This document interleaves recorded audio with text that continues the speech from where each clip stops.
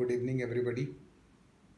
देखिए, सुबह से काफ़ी सारा क्लास लेके मैं काफ़ी थोड़ा थक गया था। पहले सोचा बात करूं, फिर सोचा बात ना करूं, बट इतने फ़ोन आ रहे थे कि मुझे लास्टली बात करना पड़ा और सब जो बच्चों से मैं कांटेक्ट में हूं भी नहीं। सो मोरल ऑफ द स्टोरी ये है कि एग्ज़ाम तो आ गया। अब एग्ज़ाम आ गया तो बड़े सीरियस नोट पे मैं आप सबसे मैं सच बता रहा हूँ, अगर आपने एक चीज़ डिसाइड कर लिया है, 2 साल आप लगे हैं, कई लोग रिपीटर्स हैं, कई लोग मेरे साथ अलीगढ़ में 2 साल से लगे हुए हैं, कई लोग दिल्ली में रिपीटर्स हैं और काफ़ी ज़्यादा मेहनत की है। मैं किसी का नाम इस जगह नहीं लूँगा क्योंकि नाम लेने से क्या होता है, उन पर प्रेशर फील होता है, तो उन बच्चों ने स्पेशली अपने नाम के लिए मना किया है। बट एनीवे मैं फिर भी बात करता हूँ और मोटे तौर पे कि पहली चीज़ क्या करना चाहिए। पहले तो एग्ज़ाम में जितना ज़्यादा कल के दिनों रिलैक्स करें। रिलैक्स मतलब ये नहीं होता कि आपको सोना है, रिलैक्स का ये भी नहीं मतलब होता है, लेकिन कल कोई एक अच्छी मूवी जो आपको अच्छी लगती हो आप ज़रूर देखें। जो आपको शॉर्ट मूवी लगती हो, अगर आप जो लोग कुछ लोगों को अंग्रेजी सब समझ में आती है, भाई मेरी समझ में तो अंग्रेजी बहुत कम आती है, बट जिसके समझ में इंग्लिश आती है इंग्लिश मूवी देखे, बट शॉर्ट मूवी देखें। क्योंकि यही चीज़ मैंने भुवनेश को भी सजेस्ट की थी जब उसने मेरे से पूछा था कि सर क्या करना चाहिए एग्जाम से पहले। मैंने कहा बाहुबली देखो। अब एक दिन में कुछ नहीं बदलने वाला, जो हमने करना था कर लिया और बहुत अच्छा किया। मैं आपको बता रहा हूं कि मुझे नहीं लगता कि इस बार मैं जितने टॉपर्स पाऊंगा वो शायद इतिहास बनेगा। ठीक है, कोरोना साल है, कई बार एग्जाम्स चेंज हुआ, फ्रस्ट्रेशन लेवल बहुत हाई हुआ और उसमें काफ़ी मुश्किल होता है अपने आप को मैनेज करना। मैं समझता हूं इस बात को, मैंने बच्चों के साथ काम किया है एंड इतना मैं जानता हूं। मेरे बिल्कुल घर के पास में ही एक बच्चा है, उसने मेरे से एक सवाल पूछा कि सर मेरे को एग्जाम फोबिया है। मैं इस वर्ड को समझ नहीं पाया आज तक। जो लोग थोड़ा भी मिथोलॉजी में यकीन करते हैं, मैं हर दिन अपने लेक्चर में कहता हूं कि आप एक बात अपने जहन में बिठा लो और वो जहन में सिर्फ इतनी बात बैठनी चाहिए कि मन के हारे हार, मन के जीते जीत। मतलब अगर यहां कंप्यूटर से सोच लिया कि मैं जीत गया तो समझिए जीत गया, कोई नहीं हरा सकता आपको।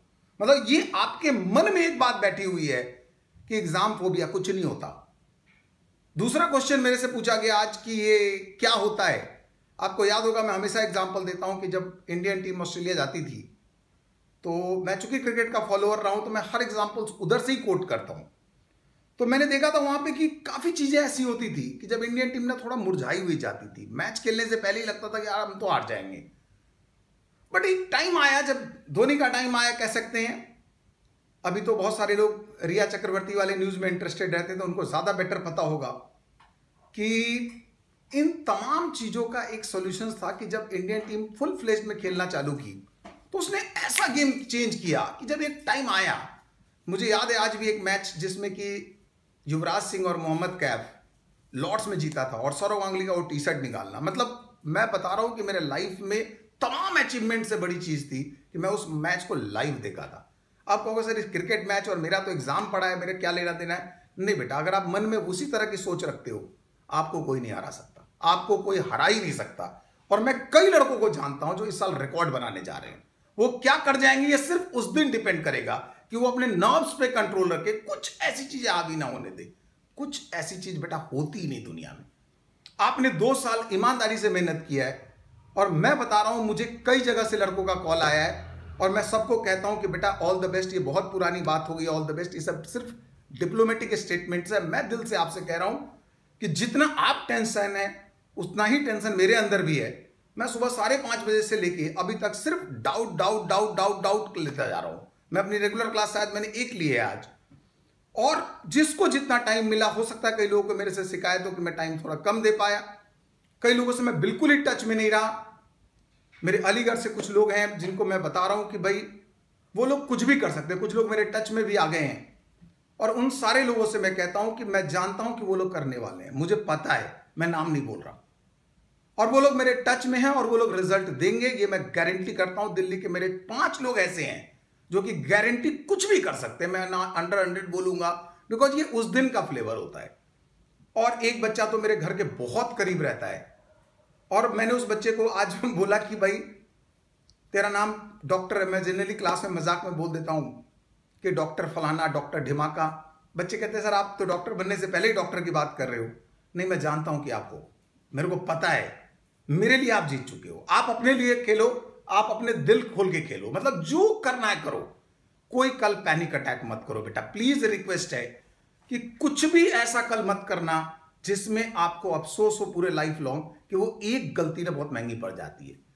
सर कहां से स्टार्ट करें? क्वेश्चन नंबर 2 था कुछ बच्चों का कि सर स्टार्ट कैसे करें। देखिए, कोई एक क्वेश्चन अनसीन टाइप का दिखे, प्लीज उसको स्टार्टअप मत करिए। देखिए, मेरा जो मेडिकल का अपना नीट का एनालिसिस है, वो नीट का एनालिसिस ये है कि 80 to 90% के बीच में या 60% के लिए काफी इजी होता है, वो 20% वो मीडियम लेवल होता है, और जो 10% क्वेश्चन होता है वो डिसाइडिंग होता है रैंक में। तो अगर वो 10% क्वेश्चन आपको पहले ही मिल गया तो आप प्लीज उस पर फोकस मत करिए, पहले मार्क्स बटोरिए। मतलब आपका एक ही स्ट्रेटजी होना चाहिए, हाउ टू गेट मार्क्स। और कई लोग मेरे से कहते हैं, मैं अपनी केमिस्ट्री का बता रहा हूं, start with any topic, go theoretical. क्योंकि पेपर थ्योरेटिकल होगा अकॉर्डिंग टू मैं ज्योतिष नहीं हूं, लेकिन मेरे को जितना पेपर देखा है मैंने एनटीए वालों का, जेईई मेंस का पेपर जितना मेरे को सुनने में मिला, उन सारे पेपर में theoretical paper is the best way. So please exam में जाने से पहले आप पी ब्लॉक का कुछ हिस्सा, जो मैं आपको सर्टेन हिस्सा बता रहा हूं, आप ग्रुप 17 जरूर देख के जाइए, ग्रुप 17 जरूर देख के जाइए। डी ब्लॉक जरूर एक बार नजर मार लीजिए कि क्या हुआ है आपका। और एक जो मैं हमेशा बोलता हूं, रीजनिंग क्वेश्चन इनऑर्गेनिक की होती है। इनऑर्गेनिक में focus on named reaction, specially named reaction and test, because NEET के लिए दो चीजें बहुत महत्वपूर्ण होती है। और लास्टली फिजिकल केमिस्ट्री में क्या करें, तो मैं आप फिर से कहूंगा कि 11th फिजिकल केमिस्ट्री में chemical equilibrium, ionic equilibrium is the key, one of the key. हो सकता है एटॉमिक स्ट्रक्चर से भी क्वेश्चन आए, ऐसा कुछ गारंटी नहीं होता, but please revise all the formula. और कभी एग्जाम सेंटर तक कोई नोट्स लेके ना जाए, कुछ फर्रे ना बनाए कि मैं सेंटर पे गाड़ी में चलते चलते पढ़ लूंगा, या घर वाले कुछ को टेंशन ना दें। आप आराम से मजा करें, एंजॉय करें। कल का दिन आपके लिए बहुत क्रूशियल है। मुझे इतने फोन आए कि मैं बता नहीं सकता आपको। लास्ट में मेरे को लगा कि नहीं, मैं एक बार बात करूंगा ही करूंगा। और थैंक यू एवरीबॉडी। और एक बात बता दूं, हमारे लिए सारे लोग जीते हुए हैं, बस सिर्फ इतना फर्क इतना है कि कौन आदमी कल या परसों जब आप एग्जाम सेंटर पे जाएंगे तो नॉब्स पे कंट्रोल रहेगा।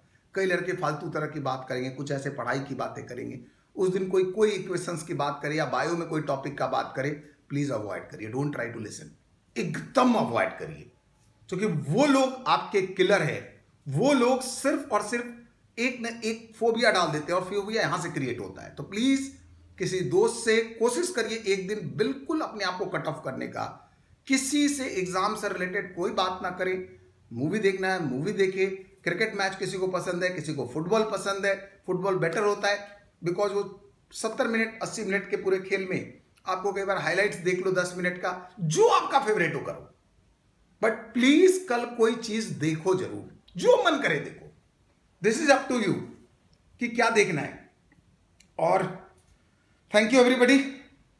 मिलते हैं हम लोग, जो हमारा प्रॉमिस था कि सिलेक्शंस के बाद की पार्टी, वो मुझे अभी भी याद है, मैं भूला नहीं हूं, लेकिन वो सिलेक्शंस के बाद ही होगी। And thank you everybody, thanks a lot and all the best. Thank you everybody.